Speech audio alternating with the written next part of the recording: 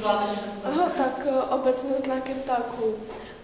Ptáci jsou vývojovým pokračováním vymřelých plazů. Prvním praptákem byl Archaeopteryx, který měl peří.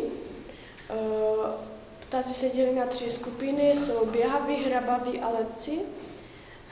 Běhavý je typický pštros, hrabavý je kur domácí a letci jsou vlaštovky, kolibříci a tak.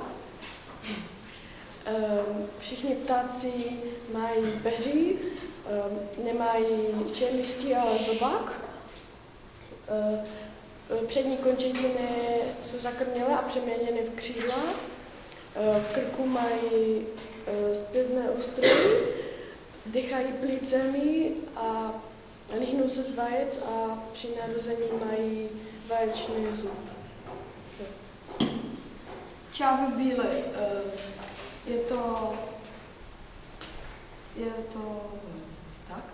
A živí se nejčastěji živočišnou potravou, například mezi ně patří ryby, hraboše, myši, žáby, žížaly.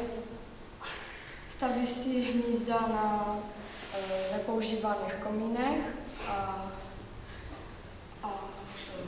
páry jsou doživotní, ale když zemře jeden z párů, tak si hledá nového partnera.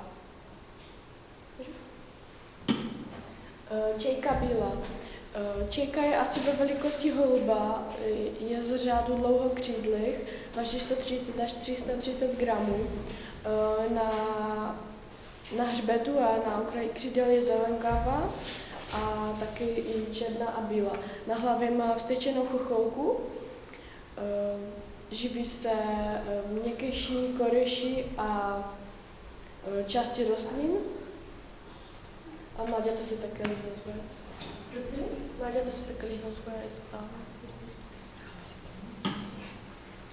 Kolibřík živí se sáním nektáru z květu, ale pro vytváření bílkovin si uloví i malý hmyz.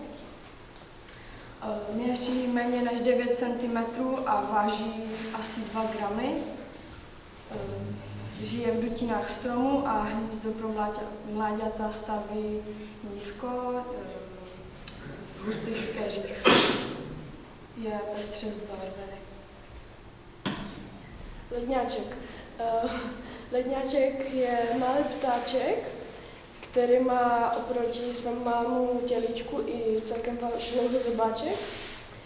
Je pestře zbarvený, na zimu odlétá do jižní Evropy, žije v blízkosti nestojatých vod a živí se vlastně vším okolité vody, jako jsou malé rybky, obojživelníci, hmyz, pavouci.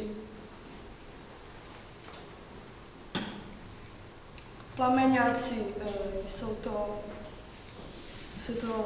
můžou být růžový, oranžový, červený.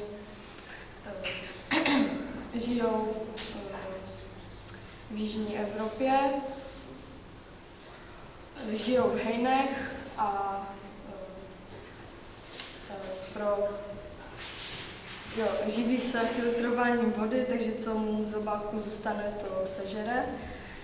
A pro mláďata staví hnízdo z hlíny, takže to vypadá jako kopnice. Děkujeme za pozornost.